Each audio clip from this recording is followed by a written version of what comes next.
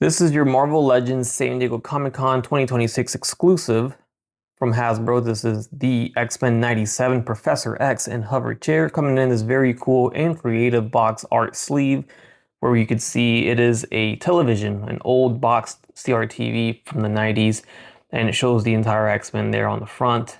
I really like this a lot. Very cool and creative and just fun. On one side of the box we have a X-Jet there, which would be a really cool thing to release if it was like a HasLab or something. I think that'd be very big, but it could be done if it's funded properly. Here is the back side of the box where it shows the back side of the CRTV there. And then the other side of the box just shows various X-Men and their faces. If you remove the sleeve, you get the regular standard box art, which is not a window, although it is made to kind of look like a window, but it is just all covered, just boxed. So there is Professor X, there's the hover chair on the side, and some of the various accessories that he comes with. As far as the back side of this box, you can see here it is just more angles of the figure that you will be getting inside.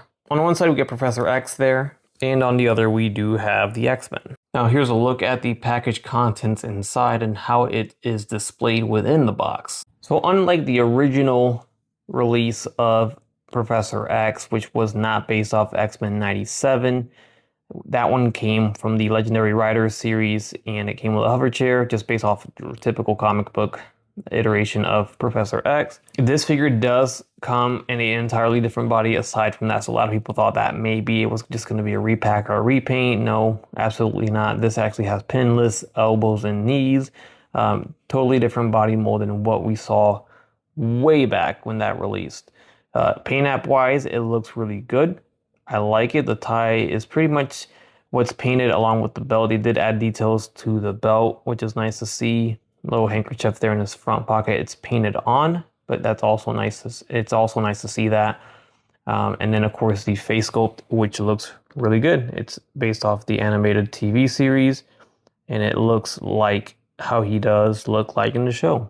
Can't go wrong with that. Now, unlike the original Legendary Riders series where you had to split the hover pod in half and stick it together, this one's one piece here.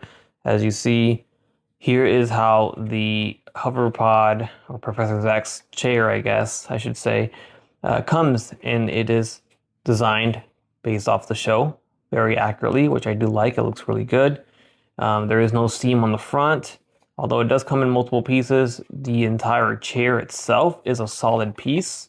As you see, it's one piece. The only thing that you have to attach to it is the back of the chair, as well as these panels here, which are actually just alternate pieces. They're not necessary to actually put the chair together, but his chair does shoot some blasts. So they're in a fight. While he's fighting, he equipped his chair with some guns, some ammunition. And you can just swap these just like this. And now you have the firing mode of Professor X's chair. And of course with that, we do get the effects of the actual firepower. And you can see here, that's how that looks like. You could just attach it right there. It does have some paint apps here, surprisingly enough. And it's interesting they did that because you're not gonna see that once you attach it here. I mean, I guess you can see it a little bit if you're really looking at it because you know it's there, but it's nice to see. You know, I'm not complaining about that. I will take any added details whenever we can. All right, so all that just to say that all you need to do to build the chair is put the back seat on like this. So that clicks in, that's done. And of course, we do get a little stand for it as well. And it is very transparent, translucent, and very low profile, I guess, so you don't really see it too much. And it does sit low to the ground. So once you attach it, as you can see here, that's how low it sits. He's not meant to be flying in the air. That's literally how high his chair goes. So I like it. I dig it. Looks good. We do get some features here. We get nice paint apps on the cushioning of the chair, the upholstery there.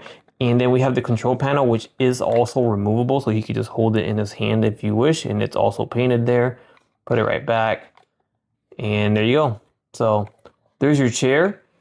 I like it. The little headlights here, the red here is actually translucent plastic. It's not just paint or a solid color. And then as you can see here, we do get a peg hole on the back of the chair. That is because we do get the effect for his mind control powers. And that goes directly to the back of the chair, meaning you don't have to put it on the figure itself. You know, it's not an attachment to the head of the figure. So let's just quickly put him in here. All right, so I actually recommend removing the effect first, just to get that extra room, because it's actually quite the tight fit. So surprised about that. So there he is in the hover chair, and he looks good, just as you would expect him to look in the hover chair. That's where he makes the most sense, sitting in there, and that completes the entire package that we have here. Now we do get alternate pieces here. We do get a Cerebro helmet, so that can go right over his head. And then we do get an alternate head swap. As for his hands, we do get two wide open hands. And then we also do get a right hand where you could use to pose as he is initiating some of his powers from his head. And of course, on the figure itself, we just have typical grabby hands, open hands, but they're a little bit more relaxed. So that is everything that this figure comes with. That is your total package. So we have Magneto and we have Wolverine. So a little tall figure, a little small figure, basically. And you can see the two side by side next to Professor X and kind of gauge the size of the hover chair. And just a few more here with Cable on the right and Storm on the left side. Again, these are all X-Men 97 releases, specifically from the show. This is definitely a must-have if you're building your X-Men 97 Marvel Legends collection. It's the first time we've gotten Professor X, not only in the X-Men 97, but just in Marvel Legends in quite a while. And that is the OG Professor X in the hover chair I am referring to.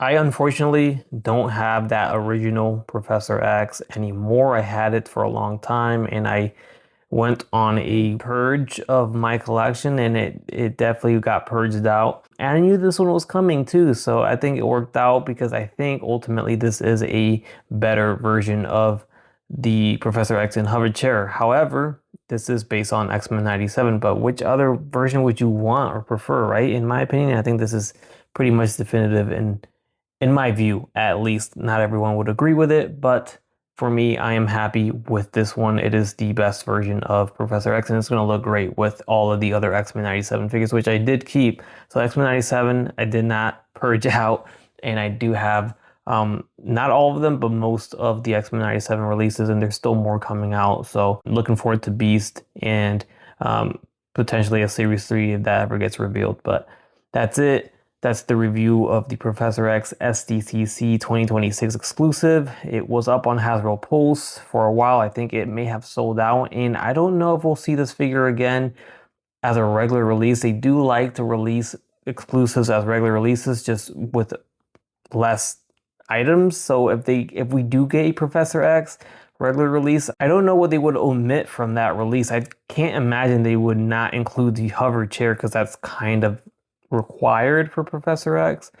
Would they exclude the effects, what little came with this release? I don't know. I really don't know. Or maybe we just won't even get it at all as a regular release, and this is it. This is a one and done.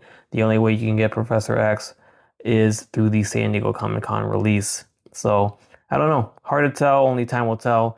But it's here now. I have it in hand. And if you are thinking of purchasing it, hopefully this review helped out a little bit. With that said, thank you for watching, and I will catch you on the next one.